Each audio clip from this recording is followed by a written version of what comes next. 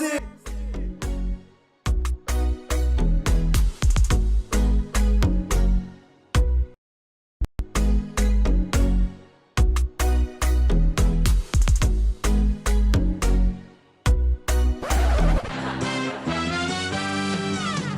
We're brothers, we're happy and we're singing and we're colored.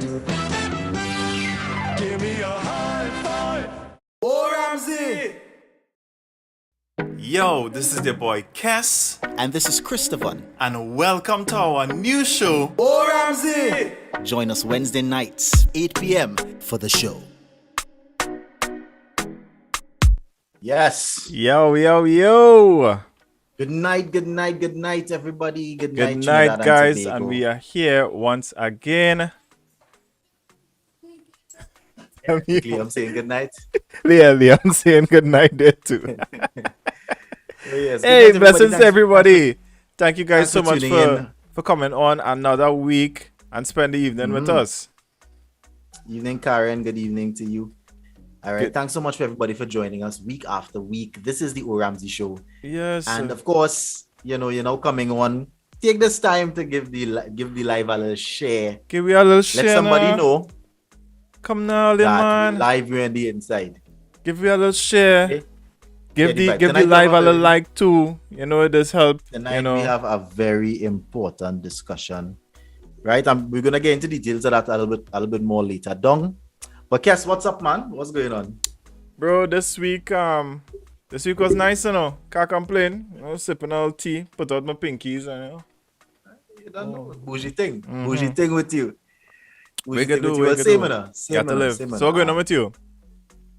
You know what, boy? I doing a million things, but it's busy in a good way. So nothing wrong with that. Nothing wrong with that at Nothing all, wrong with man. that. Nothing wrong with that Nothing at wrong with all. that.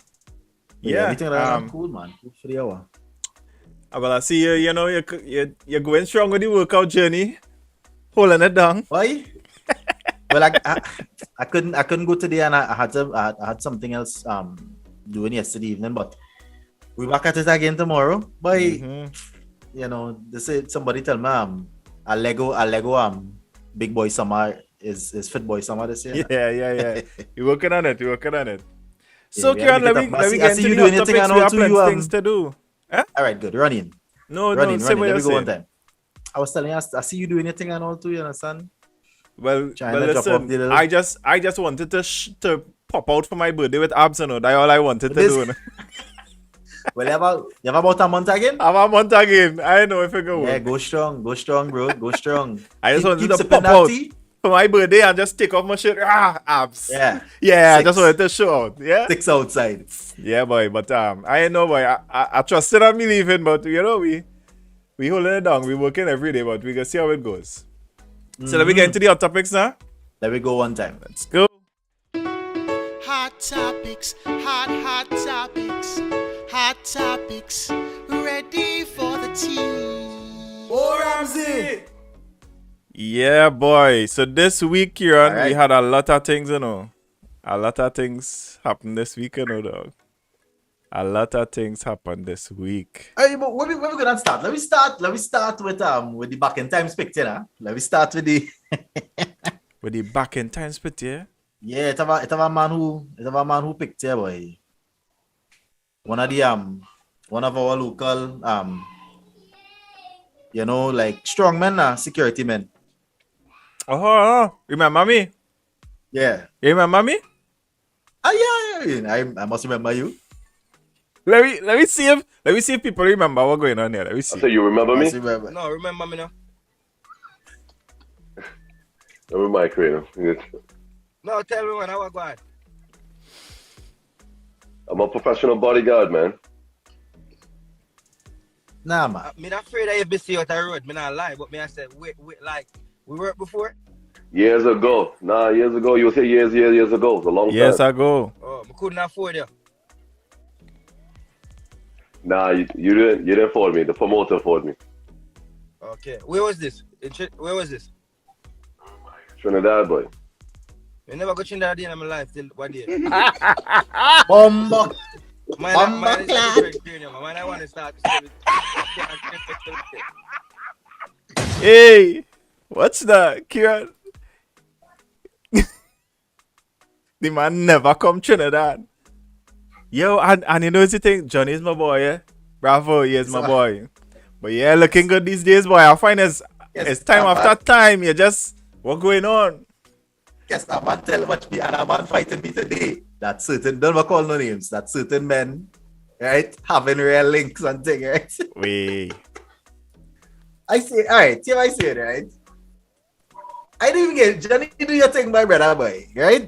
First things first, if you introduce yourself as a Yeah, he's a professional bodyguard. As a professional body. Mm-hmm. That portfolio? He's a professional bodyguard, Kieran. Be you seeing that? Okay, okay. The man is a professional bodyguard. A professional. So he is basically innovative, but the man is a professional on a large bodyguard, scale. Kieran. You don't know Johnny Bravo as a bodyguard? That is the man walk. That is what the man doing. He's a professional bodyguard. You could say what you want. It have a where you getting credentials for that, boy?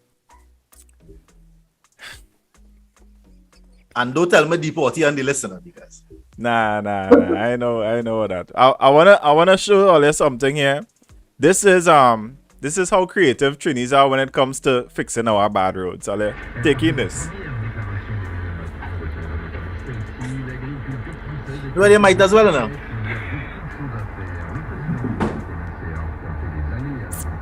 Yes.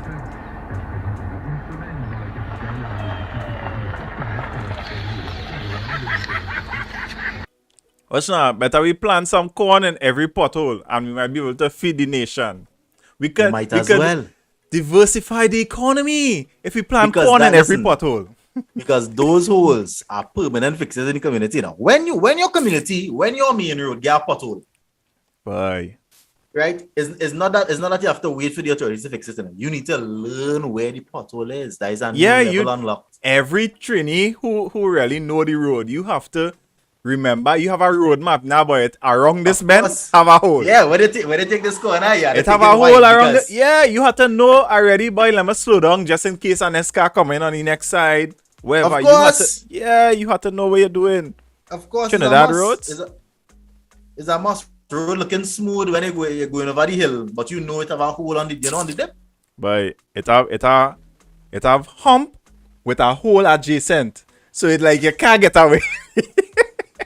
That's like down on the main road by me, down on the headed down by the wharf there. When I say pass down by the wharf there, boy, shoot away. Smooth. And then smooth what? No, I mean up to by Mbaka there, smooth. Right. Yes. Up to Mbaka there, smooth. That's about let me get them up to the after the cemetery there. Mm-hmm. Yeah, all this smooth and nice something. But yeah, see, after that, brother.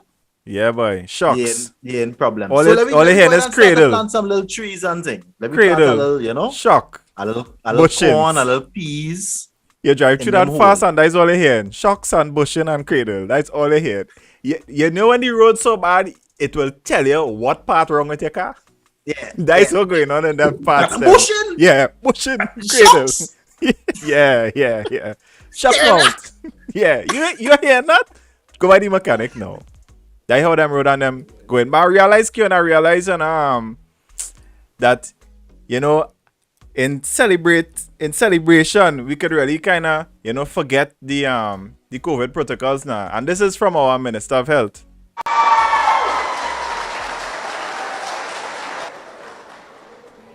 I'm going to break all these social distancing rules today because today is a day of celebration. Oh, wow. So in celebration, Kieran, it's allowed. Yes, we could hug up and thing. I didn't celebrate good times. Come, I could celebrate every day, boy. Dog. Well, you know, Kieran, yes, it had a big celebration. It had a big celebration in Tobago. No, you don't know. Yeah, but it had a big celebration in Tobago, look, Kieran. I mean, these people in Tobago are celebrating. Hey. Boy, proper celebration in Tobago. You understand? Yes. Knock it out on the beach. Celebration on the beach. Yes, they just follow it. It's a celebration, Kieran. Listen, the funniest part of that Tobago story for me is the police say We They couldn't didn't have- respond. Yeah, they couldn't go in the water, So Kieran. we had a boat.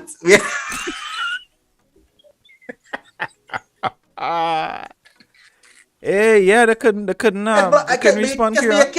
yes, if I am a SRP working in Tobago and them out in no man's land, what you want me to do? Backstroke? I not going out there. Freestyle?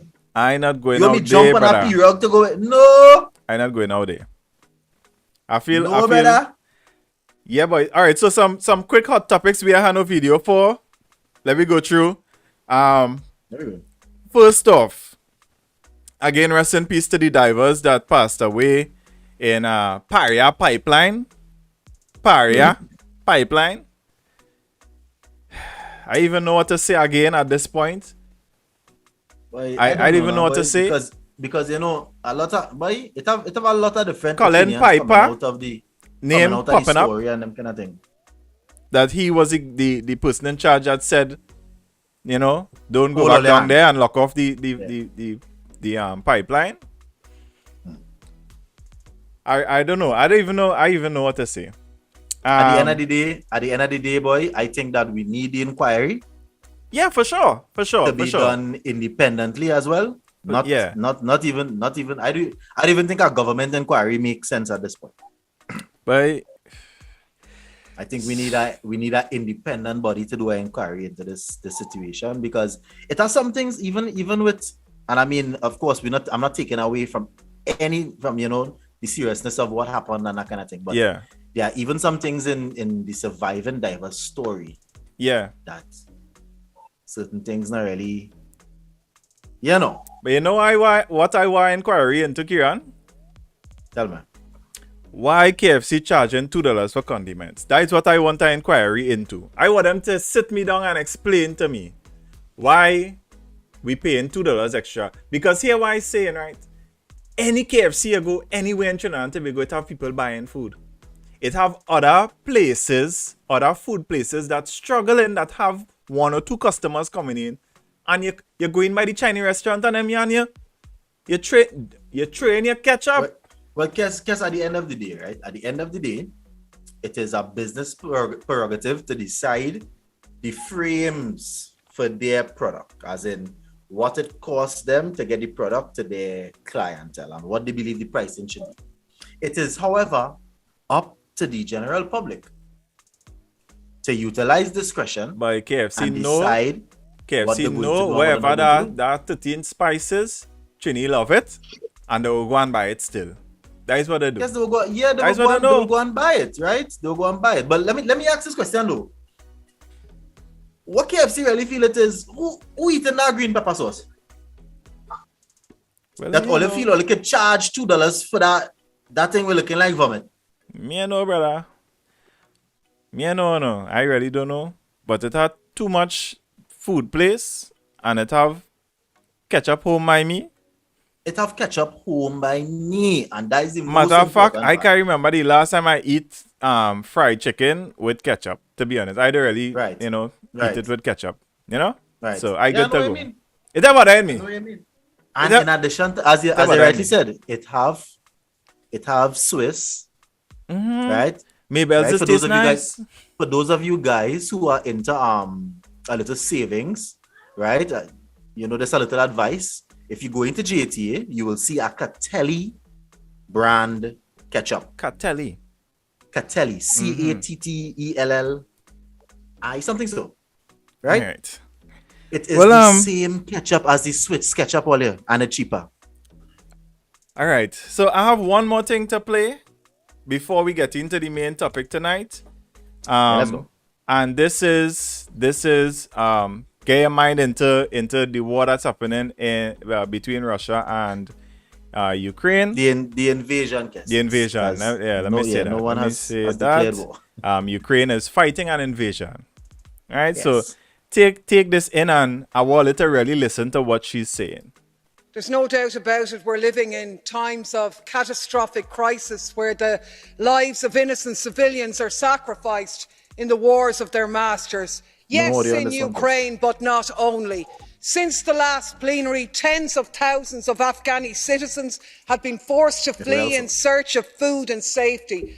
5 million children face famine, an agonising and painful death, a 500% increase in child marriages and children being sold just so they can survive, and not a mention of it. Not here, not anywhere. No wall-to-wall TV coverage, no emergency humanitarian response, no special plenaries, not even a mention in this plenary, no Afghani delegations and no statements. My God, they must be wondering what makes their humanitarian crisis so unimportant. Is it the colour of their skin? Is it that they're not white, they're not European, that their problems come from a US gun or a US invasion? Is it that the decision to rob their country's wealth was taken by a despotic US president rather than a Russian one?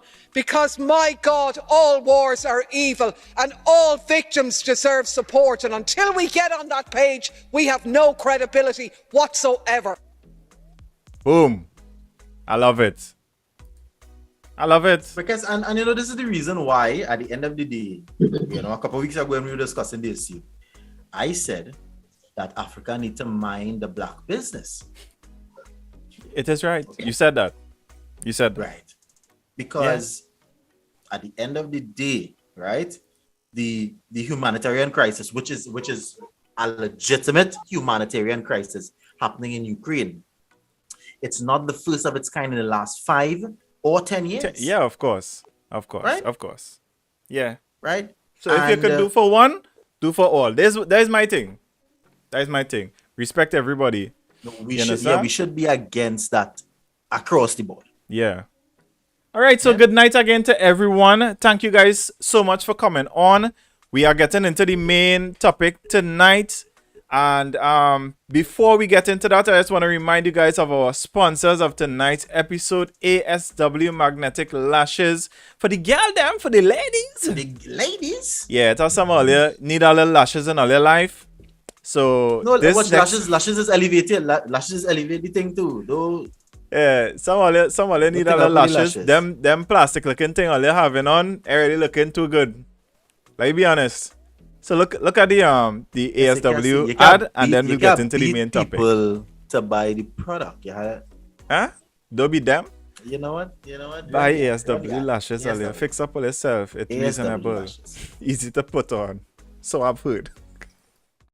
Hi guys, my name is Hannah. So I've been using ASW magnetic eyelashes since April of this year. So I already went ahead and applied one side. I'm just going to show you how to do the other side. I'll show you how the packaging is. It's really cute. Yeah. Because I have to work in between.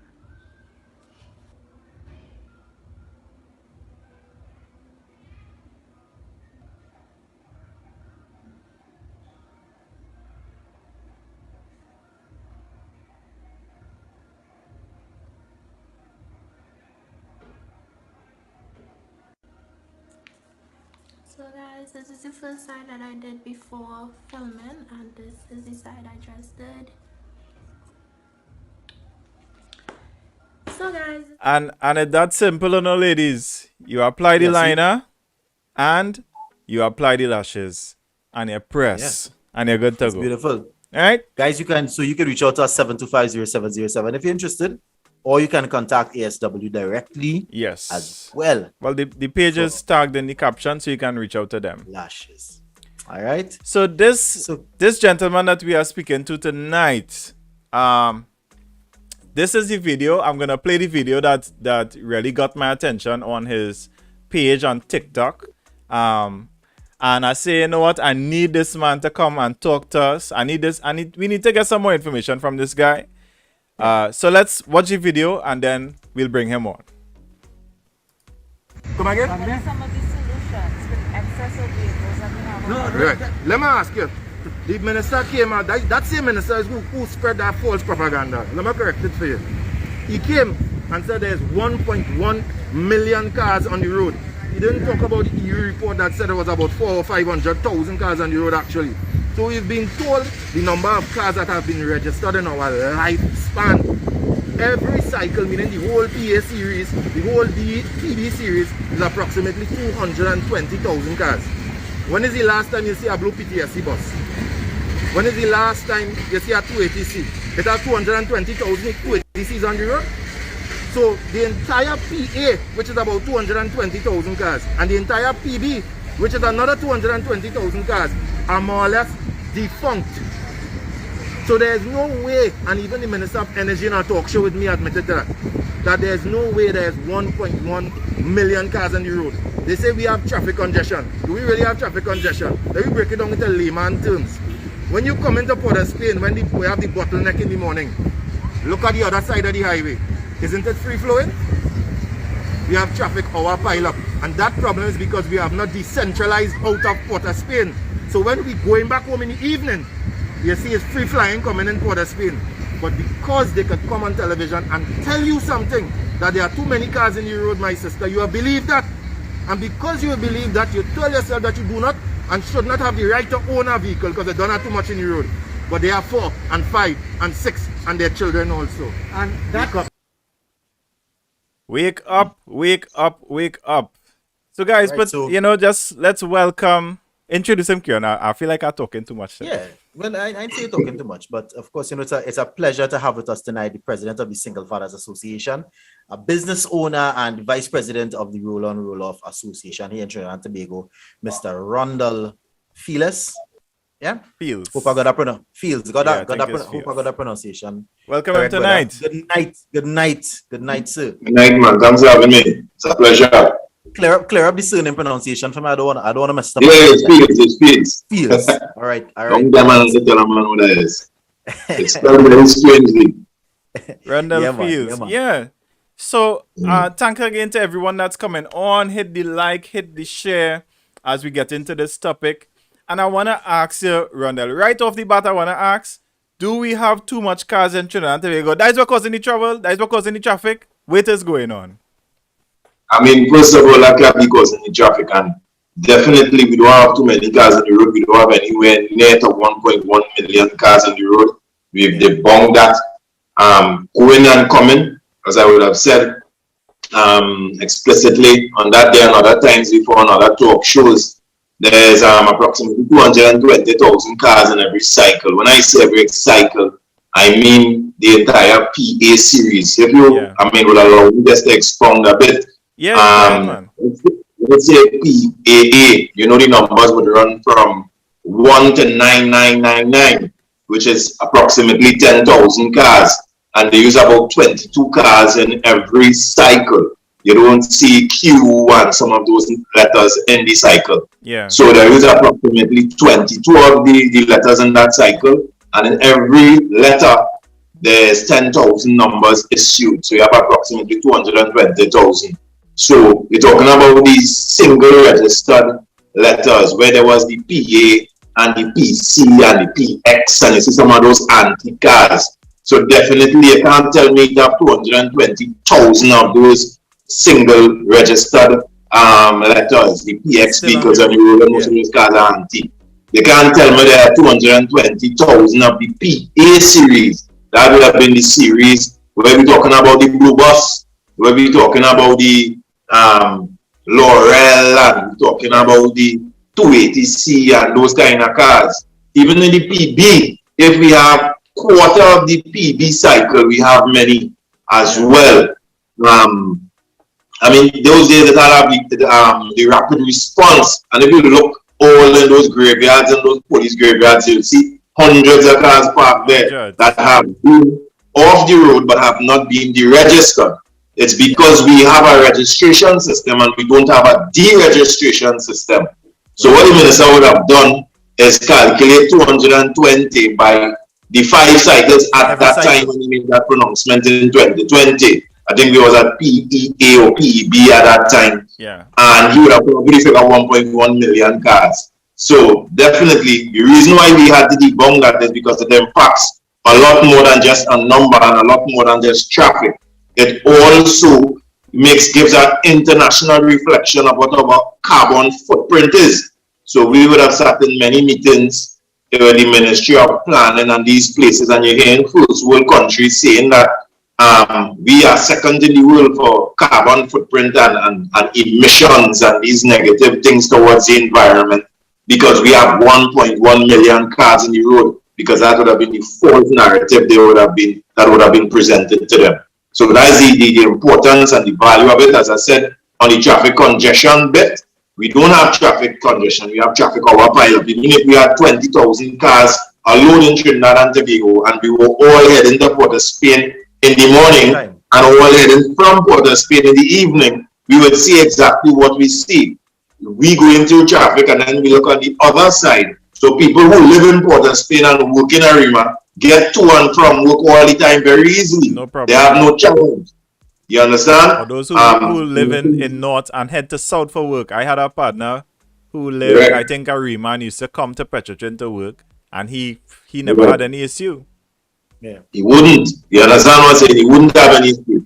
And that lends to the value now of decentralization and moving everything from these capital cities, even in San Fernando as well, moving things out, all the schools there, you want to go to all the ministries there, everybody keeps going to the capital. And the thing is, it teaches us a lesson now, and COVID has taught us that, the value of being innovative and using technology and allowing some of your staff to work from home. Not everybody needs to come to work. You understand? And I think if there's anything we learned from COVID, we realize that we could still keep our economy running with a great percentage of people not having to come into the office to work. So I think those things will definitely eliminate the traffic congestion on mornings and evenings heading to and from. All right, so let's go back to the beginning, because somebody's asking in the comments here, if you have to explain, all right, what somebody asking, where's roll on, roll off? They don't even know what it is. Yeah, what it is. How you would go about explaining that? Yeah, well, I was in this from the inception. I actually, after coming out of secondary school in St. George's, I actually started roll on, roll off. And just out of Form 5, I used to sell CDs, actually, going in CDs. And at the time, knockdown was the thing. Knockdown was coming from people who would have traveled to Japan. So guys who would have had some kind of money would have been able to travel to Japan, cut up cars, as the B13, the B12, the B11. Yeah. Them things were popular in the 1990s. Mr. Pandey would have introduced and allowed foreign use from 1995. So between that 1995 period to 2000 is actually when I left school around that time too. There was an introduction. I think that happened. Well, it was always there. People started to import roll on, roll off via importers' licenses. So at that time, you couldn't even stock them in the yard as you have them in. You had to personally import one by one. Because even up to today, a person can go to the Ministry of Trade and be issued an importer's license and bring one car for themselves. I think now they changed it from every 3 years to every 4 years. Yeah. So in those days, the roll on, roll off business was more like an ordering business. So it kind of created opportunity for young people at that point in time who knew, because internet was a new thing, dial-up internet. For sure. 56K modem, you're saying, no, and you're waiting for the dial-up. A lot of the guys who were the dealers at that point in time who were bringing knockdown, they weren't 90%, or I'm not saying 90, but a vast majority of them were not computer literate. Yeah. Right. So coming from, I just giving my personal experience to show how it rolled in, right? So for being younger and understanding how to use a computer, understanding how to use messaging systems like ICQ and Messenger and these things, how to surf the internet. You were able to go on the internet in those days. It was what, boy? It was Ask Jeeves and these kind of searching things back in the days. You understand? And find foreign news sites and Japanese men and start ordering. So a lot of the dealers. So at that time, I myself didn't have any capital, but guys who were knockdown dealers and wanted roll on, roll off cars would come to us and order. Right. And you would order for people who came to you and bit by bit. Not only me, a couple of other guys, I'm pretty sure would have done the same thing. Were able to build themselves with the roll on, roll off industry until later down the road, I would say with around 2003 or so, it started to now we needed to regulate it, because at that point in time, there became a problem around 2003, 2004, there were guys who were doing order and actually some people were getting defrauded. People were going to get a cars ordered and not getting any car. Everybody could have just be ordering cars. So the government at that time, and I think at that time it was the PNM government now, who did start to regulate it. Whereas they started to issue dealerships to persons who wanted to be registered dealers, and then in that trade-off, it didn't have to be a ordering process again.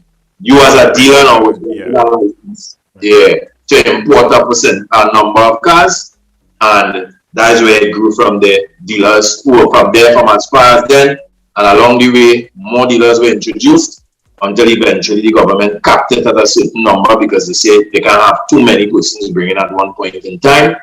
And that's basically the whole from foundation to where we are. We're talking roll on roll off, and we're talking about all the history and the amount of years it took to build the industry to what it is now, right? So moving forward, I mean, people are addressing that we have certain issues with vehicles on the road, things like that. Was there any kind of inclusion of the association in that conversation by the government when they are like, you know what, I feel like we have an issue, right? You guys would have the experience and the facts with the amount of the numbers, the amount of cars are coming in, that kind of thing. Is it that the associations were included in that conversation, or is it that men just pulling numbers and making decisions on their own? Well, boy, it's been technical, and the thing is, I am very non-political, and I can tell you since I've been there from the beginning of it. In the beginning of it, there was a lot of representation before 2010 by Inchan Ishmael. Inchan Ishmael would have pulled himself together, and I think he had a TV station, so he would have been doing advocacy on his own mode, so to speak. But it wasn't until 2010 where what had happened, this is how we were all actually brought together to form the first registered ever Foreign Use Association in existence, Trinidad and Tobago Automotive Dealers Association. Customs had seized some cars going, and at that time, Customs had made an allegation that a very popular foreign use dealer, well, they gave us the name, but I wouldn't put anybody's name up there, would have given them or furnished them with a document, because those days the Singapore cars were becoming popular. That was the Almera and the cars with all the Singaporean cars used to have a lot of extra features in comparison rather to the Japanese cars. So people took to the Singapore cars a lot, and in Singapore you was able to get like Hyundais and other cars as well, right? And the difference between Singapore and Japan had something called an age verification book, where you could verify the age of cars being imported. With Singapore didn't have that, and reasonably so, because Singapore was an importer of cars from Japan as well. Japan was a manufacturer, had this age verification book. You can check the year and match the chassis number and tell you what the year is. So the thing is, there was no way to really verify the age from Singapore. And what was happening is that there was reports on the Ministry of Trade that some of the vehicles may have been older. Saying that there was no way for the dealer to verify it, no way for anybody to verify it. So based on that premise, the person presented a document to them using the number plates as the verification system.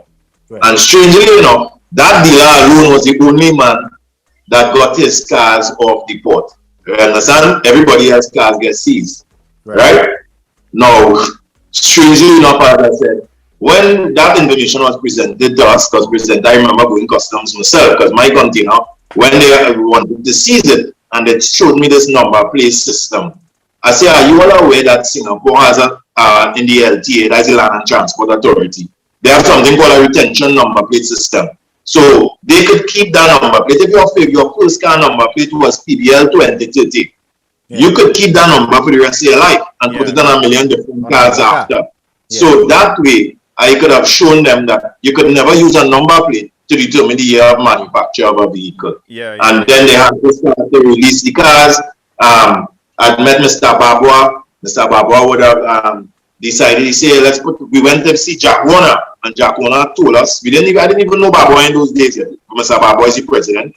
And another dealer is who carried me, and I met Baba and them together with Jack One, and he said, for you guys to move forward in this industry, you will need to form an association, and that is when we came together. We formed the association. Mr. Babi was selected the president, I was selected the vice president, and from there we have continued to lobby and impact this country. We were the ones that introduced hybrid and electric technology to this country. The discussion on hybrid and electric technology when the government was going CNG, the last administration, I know CNG started years ago on PNM, and then the last administration in 2013, with the subsidy now becoming an issue and starting to remove the subsidy slowly. In those days, there was no removal of super in 2013.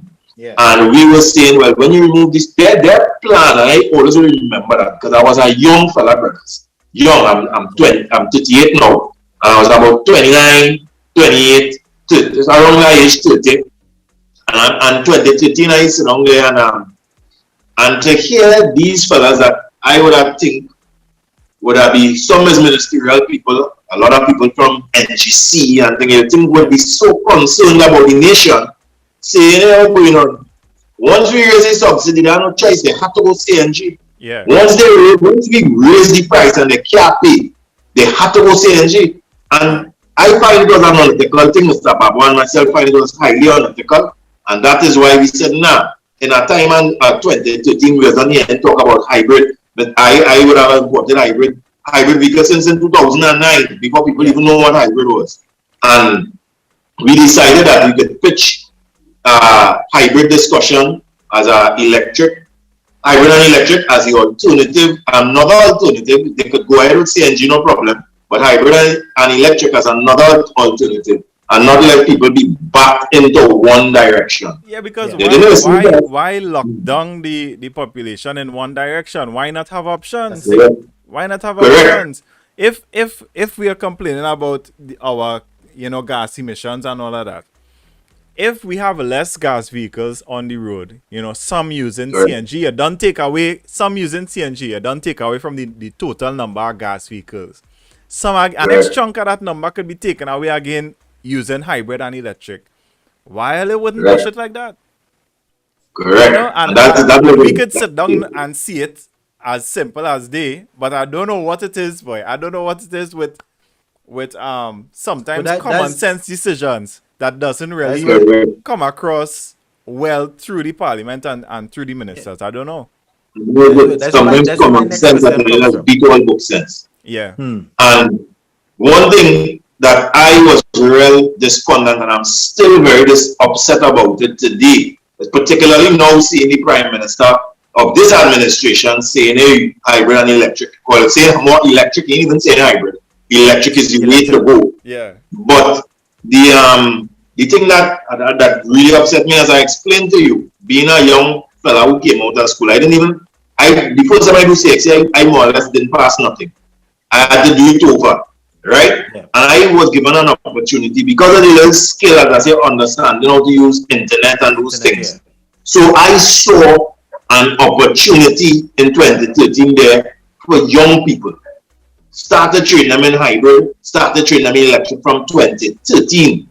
Start incentive, all the gate and all those things they had, introduced those courses. At that time, Mr. Babu and myself, we offered them to donate a hybrid car and an electric car to NESC, so that NESC, Silval, Myla, MIC, all those institutions, UB, UTT, could have brought the people necessary and start training those young people. And I am upset today because I strongly believe, had they taken our advice and had they allowed us to donate that car, and had they decided to push people towards that direction, those young people coming out, those young technicians in that direction, we today would have had some of the best hybrid and electric technicians in the entire CARICOM and possibly even the world that we could have been exporting today. Now we have those dealers would have trained the staff, but I mean we would have nearly every mechanic today in Trinidad and Tobago who would have been training hybrid and electric. Yeah, because you go by certain mechanic and they tell you up front, nah, I can't see what them car. I can't do them hybrid. Nah, you are hybrid, nah. That way. Correct. I know a man, you know. Correct. I know a man who can handle you. You know, that's the talk you get in. Q&A had a question Correct. earlier. Right, I had a question earlier. Part of it was kind of answered, but based on everything that you're saying, Rhondall, right? Yeah. Where does that place us, the average citizen? You know, you're growing up, as I heard in your statement in the video that we were playing before. You know, you grew up seeing your parents traveling, going everywhere. And it's really only been over the last 15 years that we have seen young people and people in their 30s owning cars, you know, and they have a vehicle, they're able to when it's time to move forward in life, they're able to sell a vehicle and get capital to do something else and things like that. How dangerous is it that we are moving away from that and we are moving back into a position where the average person, the working class citizen in Trinidad and Tobago has to depend on the public transportation system to get to and from work? How dangerous is that? Yeah, I mean, it's a serious issue, and I mean, the transportation part is just one of it. And to me, I think is the most serious part. The thing I think is even more catastrophic is it is a demotivating thing. Right. And I continue to say, not everybody in their life sometimes are able to own a house. Yeah. But some of them have been able to acquire a car. At least it is an empowering thing, even for children to see their parents own stuff. For parents or people who work their whole life to say, I work and I was able to buy something. I work, I was able to leave something, even if it's rotten, I can leave it from a children and know they have something. And whereas I always say land house is always the best thing. In the bigger scheme, I think some people never get an opportunity. Yeah. So it's a highly demotivating thing to be working. And I will tell you about experiences of persons who prior before they were, and you can talk about that later when they introduced the taxes on the hybrid vehicle. I have spoken to people who save up all the kakara, as they call it, for the entire year, waiting to buy an aqua. And boom, January came. Sunset Clause came to an end. And the aqua went up by $40,000. Yeah.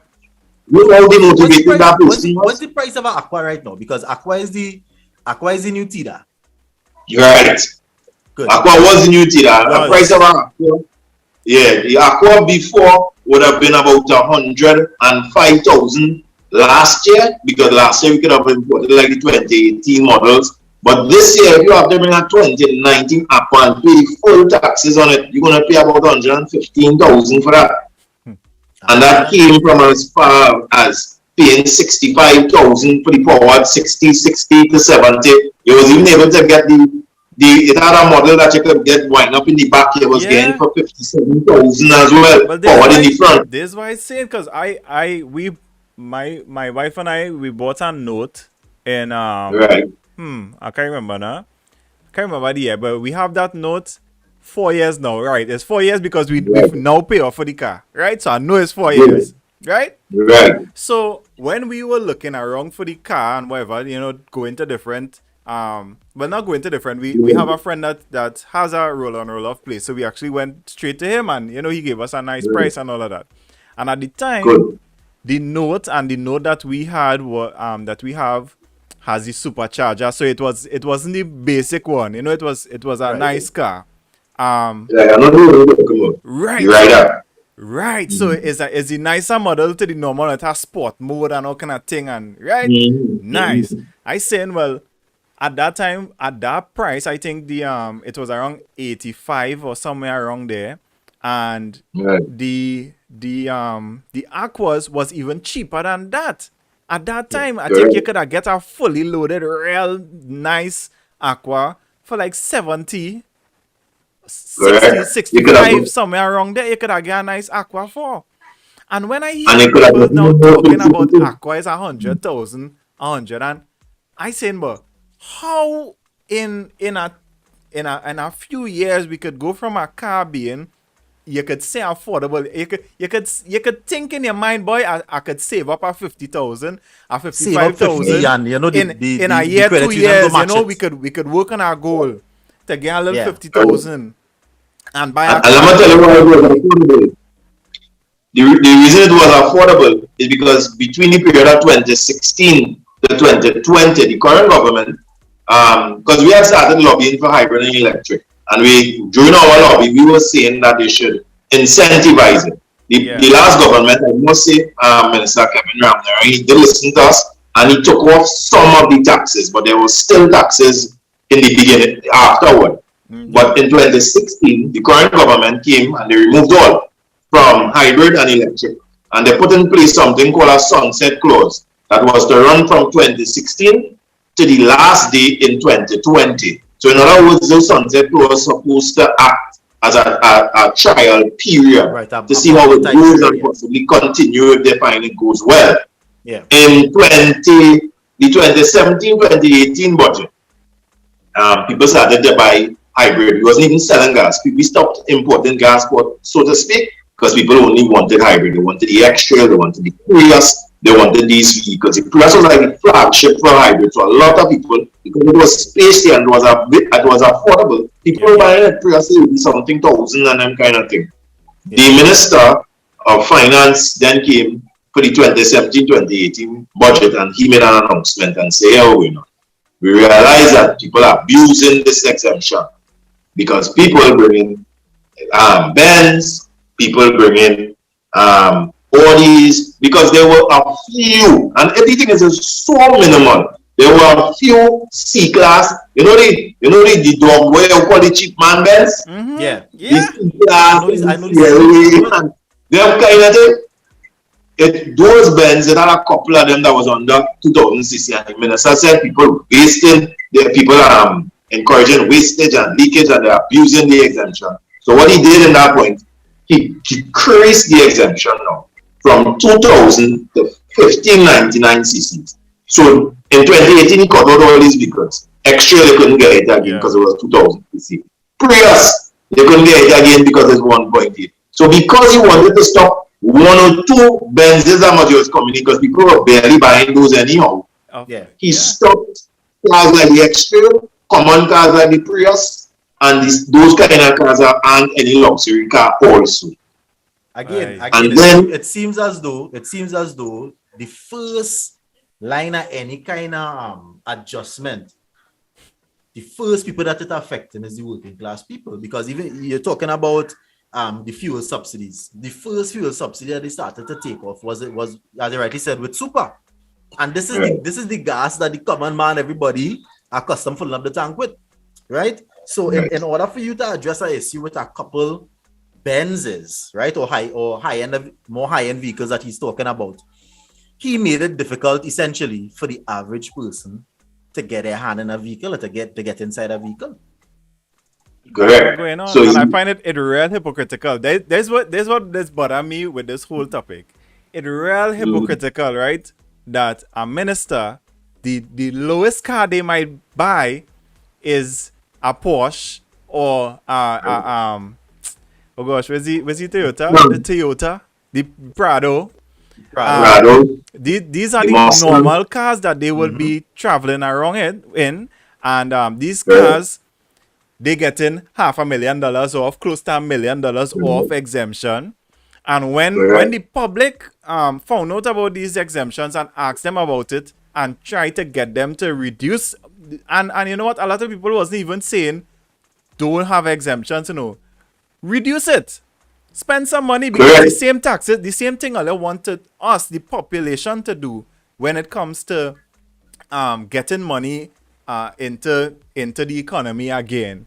While they're not doing it, so all they exempt from getting that extra money back into the economy, but we, the general population, must do it, and we must do it because all they're in charge. You know what I'm saying? I'm not sure some light on that topic, because that's a very good point you raised there, Kess. For a number of reasons, these exemptions have existed for parliamentarians and other hierarchy public servants, judges, and these people for a very long time. Yeah, for many years. They have some of them getting this nearly 20 years now. 20 years now. So we would have asked questions and they would never been answered. We always ask, if you don't pay the taxes on a car, you get $400,000 and $500,000 off. And then when you use it for 2 years, because every 2 years they get one, you sell it at market value, After you save paying 200,000, you don't pay the tax when you sell it. That's plenty profit, you know. Yeah, that only profit. That is only That's profit. plenty. That's good business. So, we ask questions like these.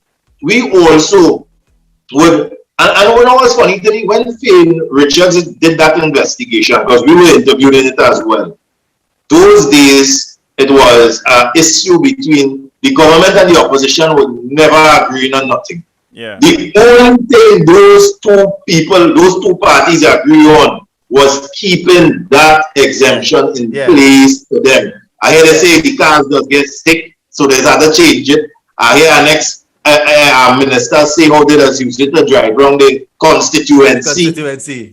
Like all kind of fancy mamagism. And the reality of it, bro, they get these exemptions on whether if it's hybrid, whether if it's gas, it makes no difference. So then how you could watch the public and come and say, people were abusing the tax exemptions. When you find you are abusing it and you're bringing it, every 2 years they're bringing a car for the last 20 years and you didn't say anything. I'm not touch again on what you were talking about, people asking for one sec, Rhondall, one sec.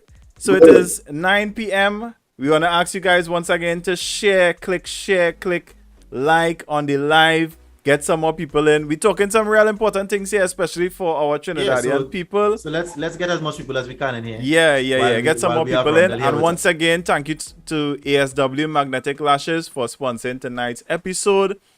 Check out their page. The link is in the bio. Right? Yeah. There we go. Yeah. Additional to people asking that they take a cap. The SRC, which is the Salaries Review Commission.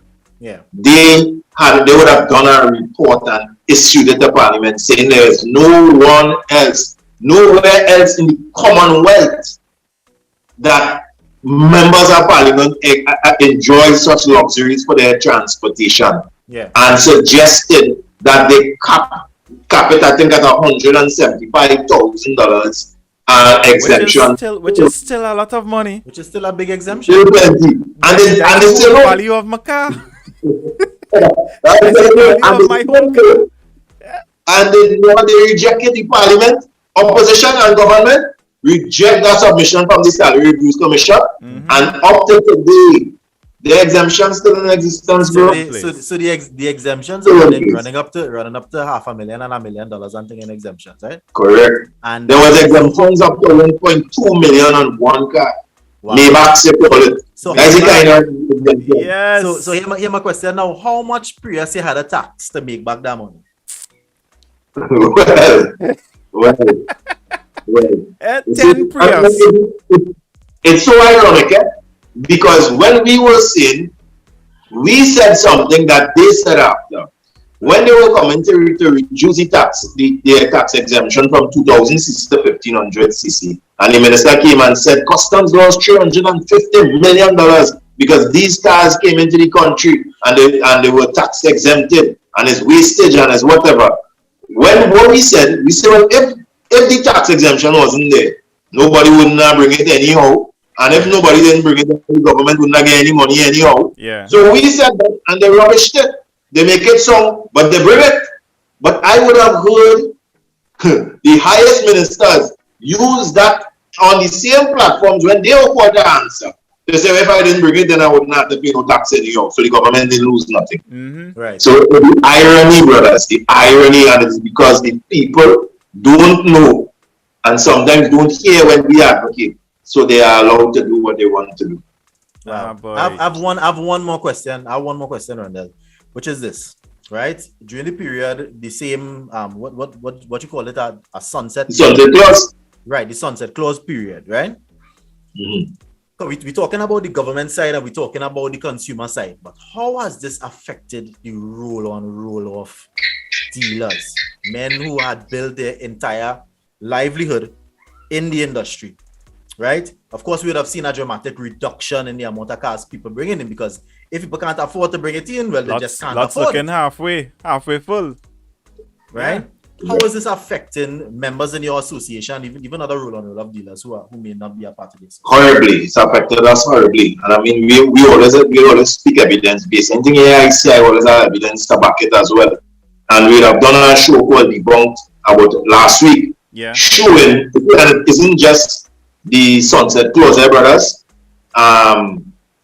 It's once you interfere with the age of permissibility to import.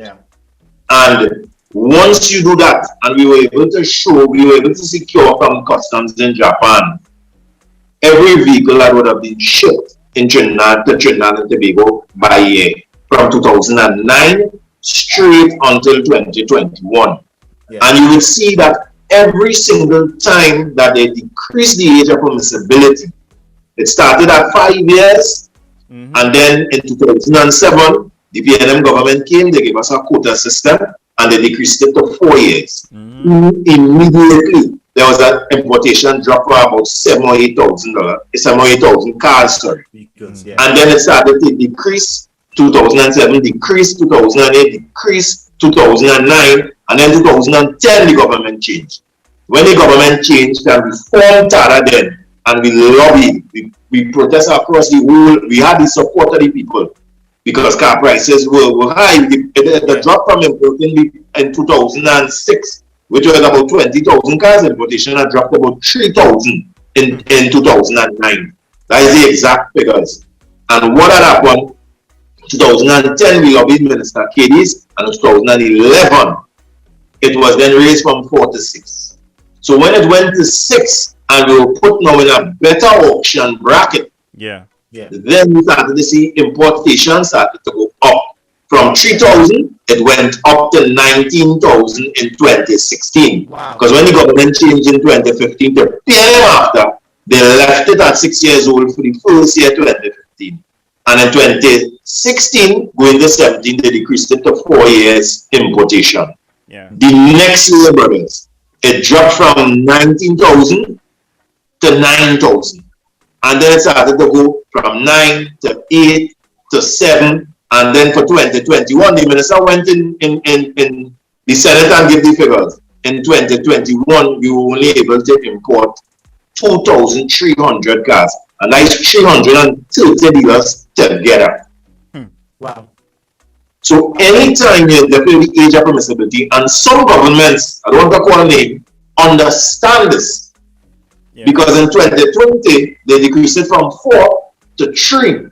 So that is why you see car prices get even more expensive, even the gasoline. So this year, that is why you're going to see March will now be about 85 to 90,000. And note will be about 103,000 when it was even last year 90,000.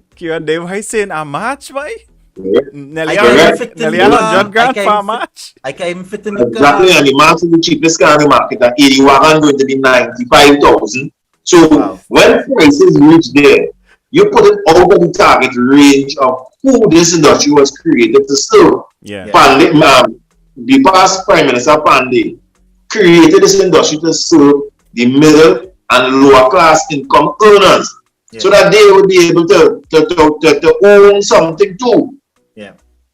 Because I can remember, right, growing up, my grandfather had an old car first, and this was somebody had a car and they just had it long, and he buy the car from them, right? It was a new car when it was bought, and it was just there and whatever, and he buy an old car from somebody.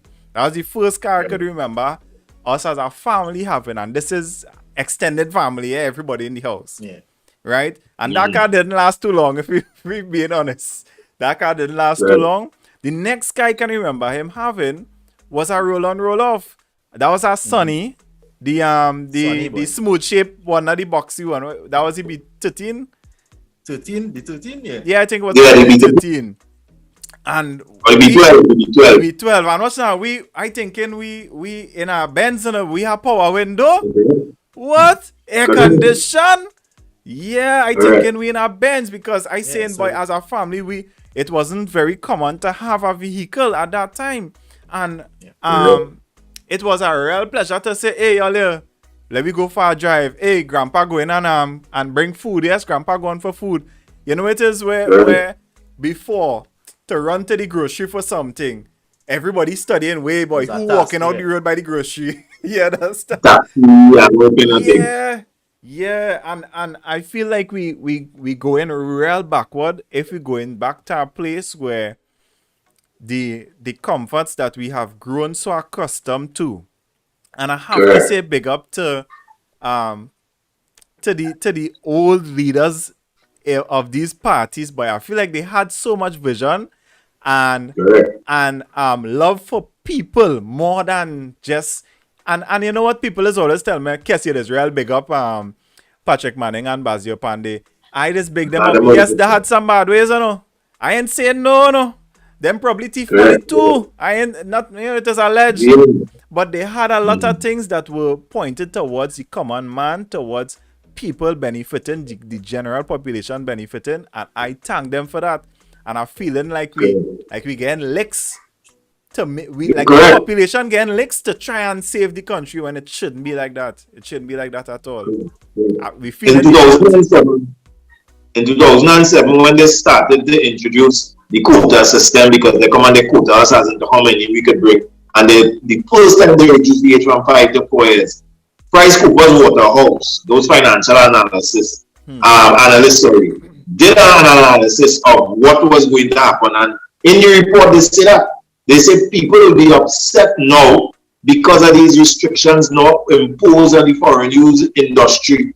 Yeah. And they will start saying that we are going back to the days of prohibition. Yeah. Because people would have remembered back in the old days, if you have to talk to a old man who buy a brand new car, they will tell you back in them days, even the past Prime Minister plan, they said so. You had to pay bribe to get him on the list to get a car from them assembly plants, you know. And in those days, only 4 families were in control of the automotive sector. Right. So that is why by introducing the foreign use industry, he made a social balance, a social equity, so that the smaller man could have opened a business, could have been a business owner in the automotive section too. And 2, the average man on the road had the opportunity to own a car. So that created a social balance in our society, where in the automotive sector, there was a particular family and families, who so many still in existence today. This is Rhondall, this is what I'm now going to say. How much has really changed, right? Number one, because I mean, it leads to my next question, which is as we've seen the effect that the age limitation has had on the roll-on-roll-off industry and the roll-on-roll-off dealers. Is there a comparable change with the new vehicle dealerships, right? Are they seeing an increase in the amount of people? Or is it that we just don't care about the sector of the society, or they can't afford it, and we can't possibly push you all to get in a new vehicle? So forget all the good travel. And bro, it's a little bit about it. You would think that what you're saying is cynical and you're being sarcastic. But being in that space, I have heard some of the most inhumane pronouncements, and I wouldn't call the fella name because he no longer is the head of the organization that represented the newcomer and them. But I hear man say, foreign news was introduced to a man to own a car, not for him to drive a SUV.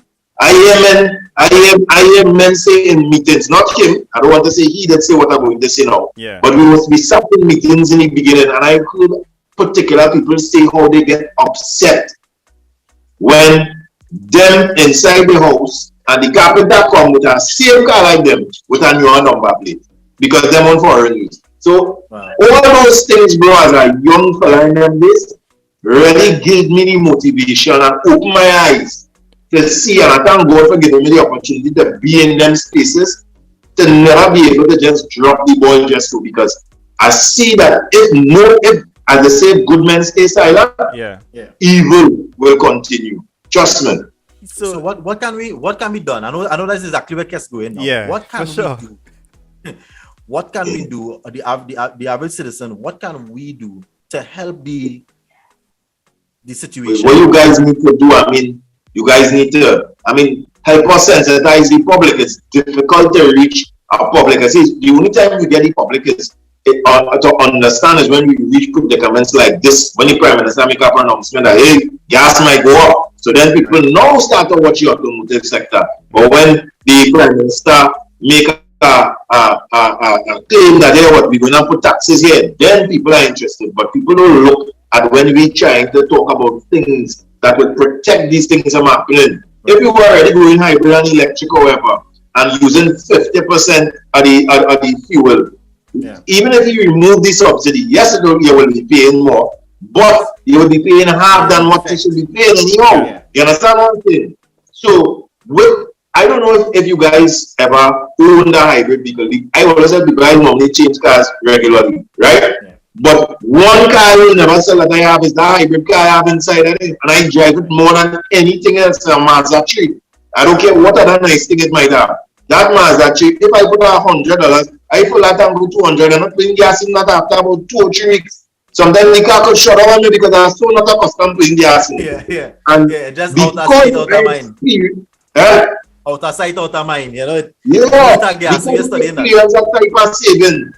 I would love people to see and experience it as well. And you see how the Prime Minister make that pronouncement now because he noticed that from 2016, then he coming into about 18 and say that we're using 30 million liters of fuel.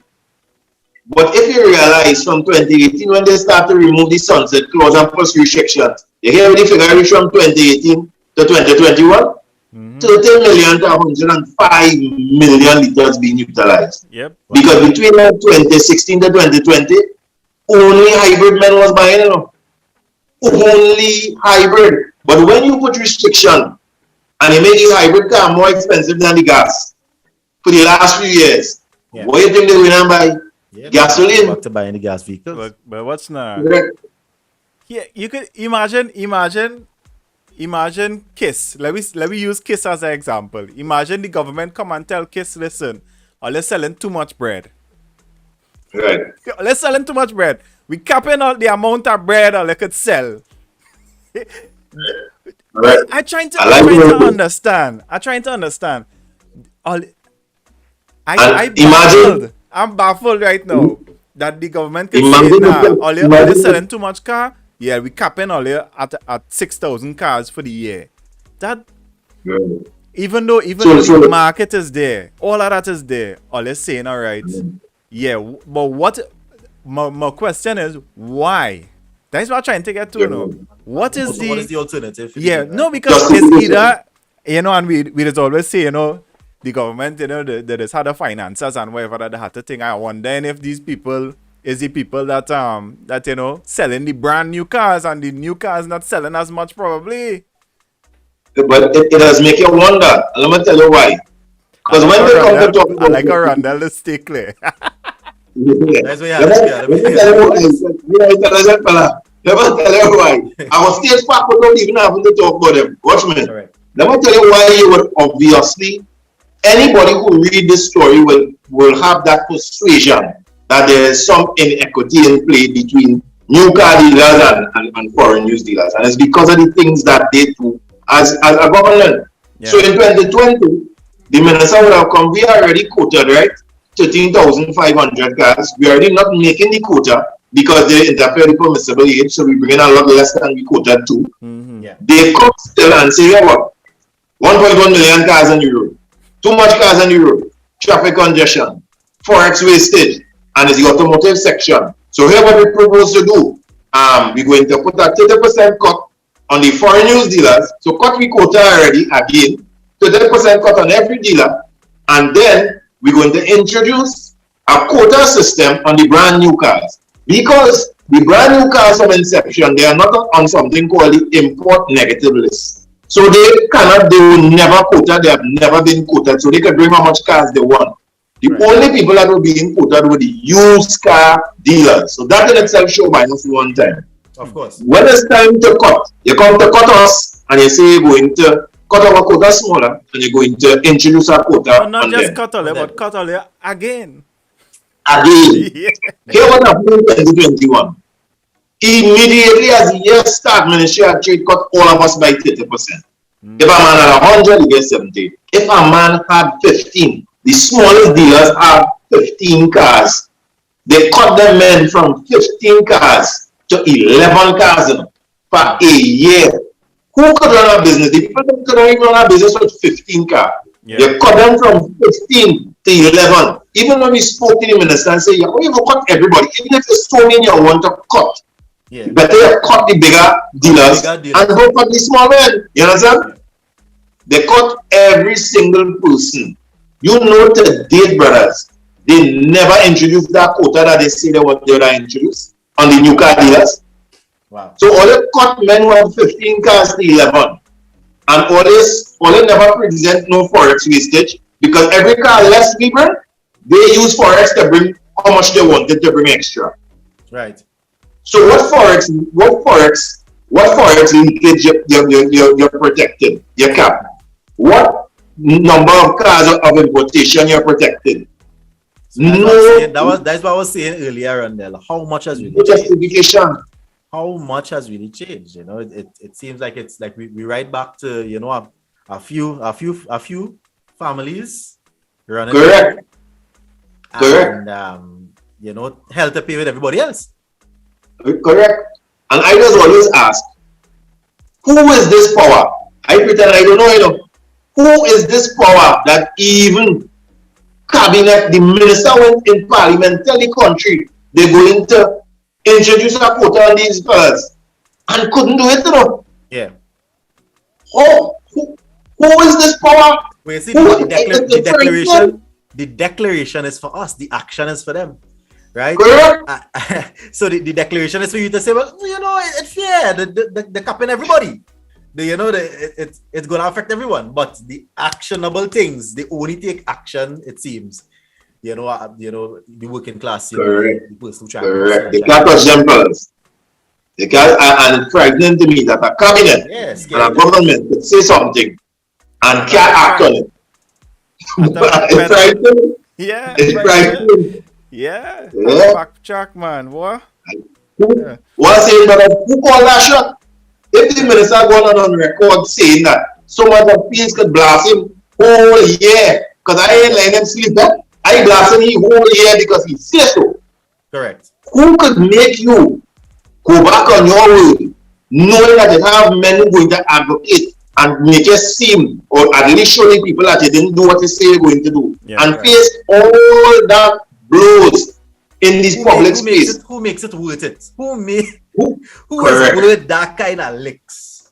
Who were that? Or do you have a choice but to take the licks, Kieran? Well, even and even in that frame of mind, Kess, it's worth it because whatever they are doing is more important. Than, I mean, and I'm not really saying taking licks. I mean, the association will talk and talk and talk. At the end of the day, the minister said I'm comfortable where he is. With 5 May back, 4 May back subsidy. He sell 3 already, don't make back that money.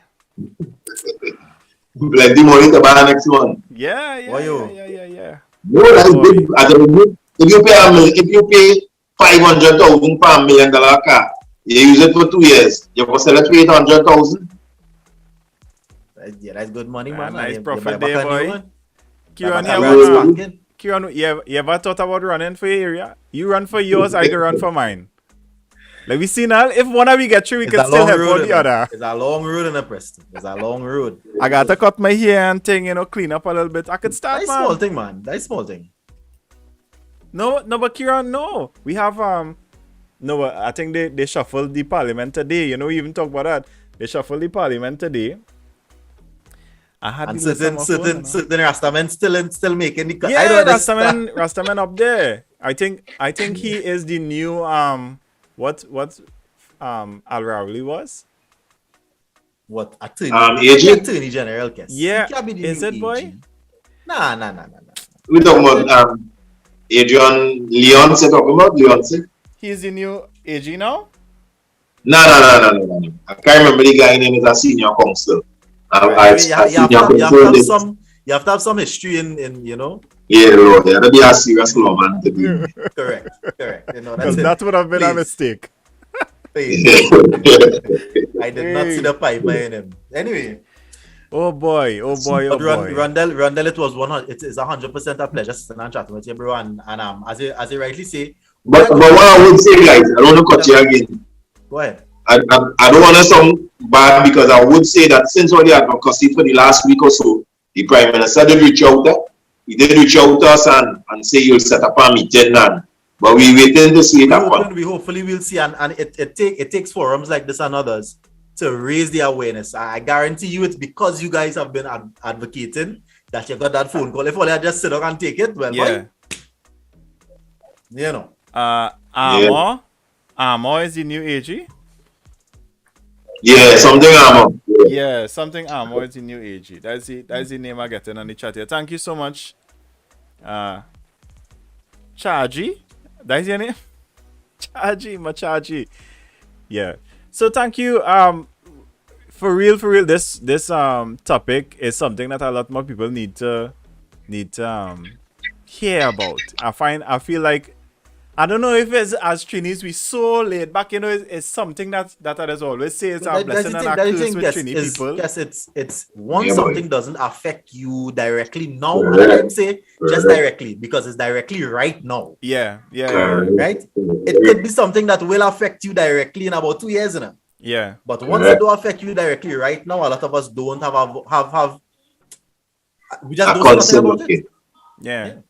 But my car still working good, so that's not my problem.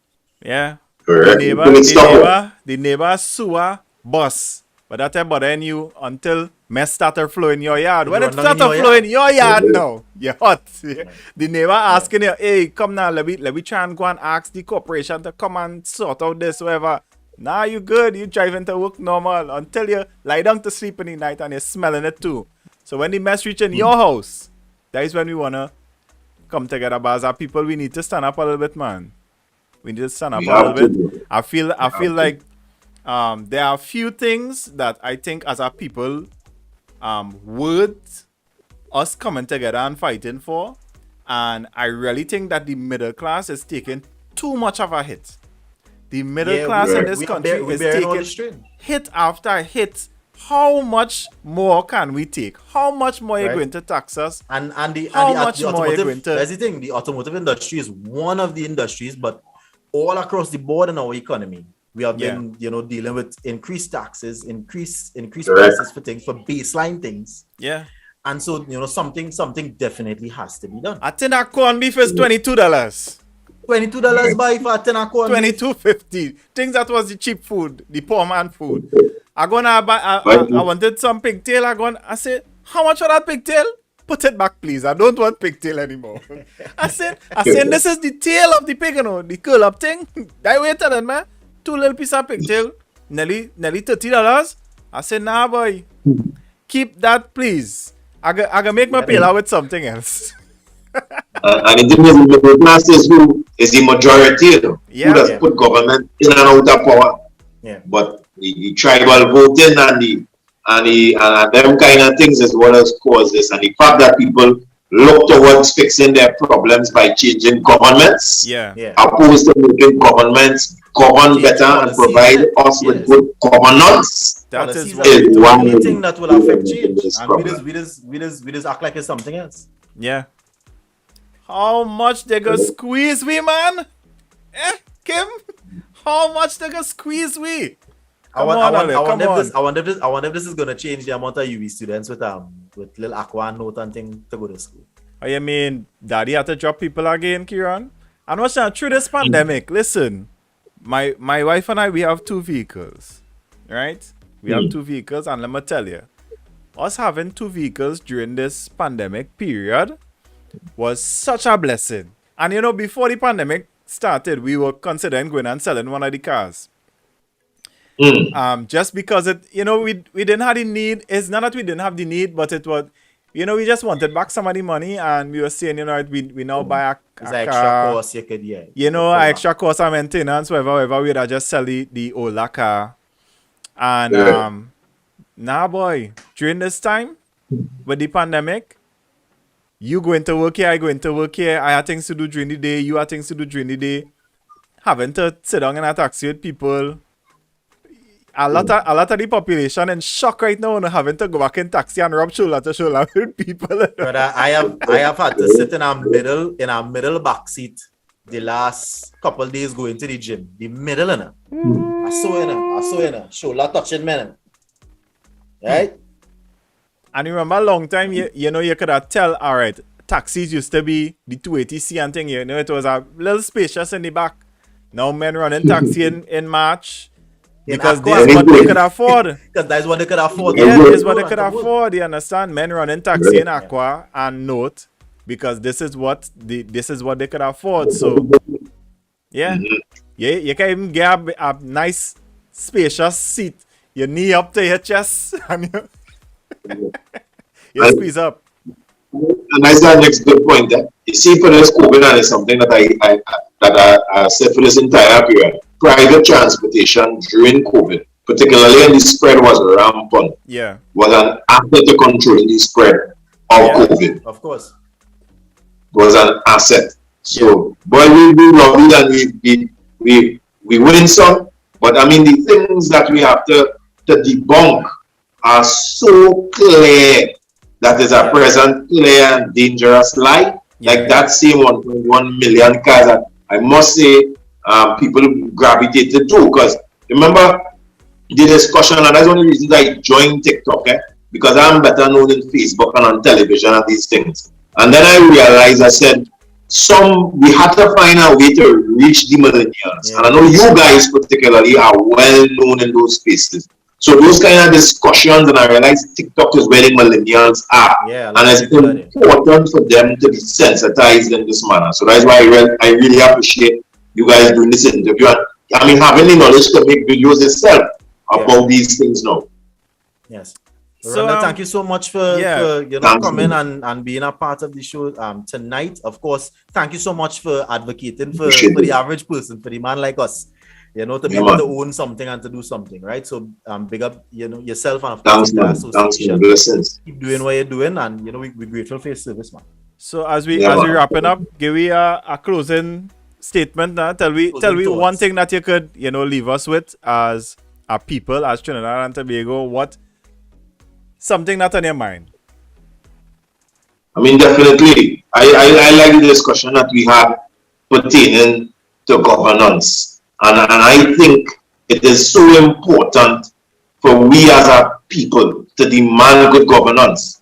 No matter if you is African, if you is a East Indian, if you're born at PNN, if your mother is a UNC. It's time for us to come together as a people and truly demand good governance from our leaders. It's time for our leaders to lead with their heart, lead with your heart first. Everything is always numbers and everything is always all kind of calculation that is always wrong most of the time.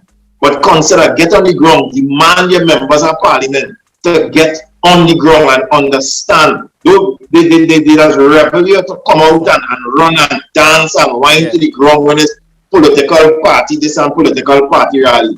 But you must demand of a member of parliament to come and be a part of your community. Come on. This is not, as you guys might know, I'm the president of the Fathers Association too.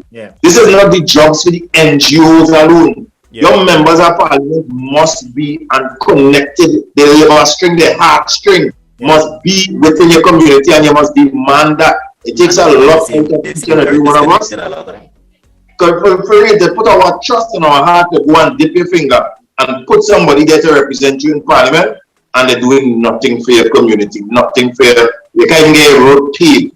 That is how bad it is. That's crazy. I saw a particular Mike going to Kieran.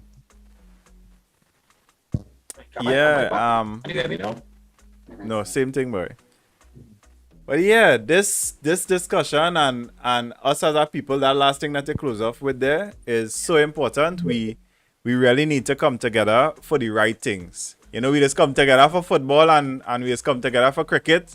And I think we could come together for things that you know really hurting the majority of people in the country.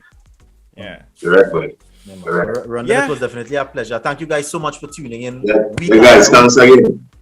Yes, brother. Big up you. Right. So thank you guys for tuning in week after week and being a part of the show. I hope the information that you got tonight, something that you could have gleaned from, something you can learn from. And, join us next week. We're going to be here again, same place, same time, for the O Ramsey Show. My name is Khrstvn. My name is Kess. And this is O Ramsey. Right, until next week. See you guys. All right, love you all. Peace. 2 Rams are always better than 1. Ram-packed with rambunctious laughter and vibes. Hit follow to join the rampage. The ramifications for missing this ramage will be severe.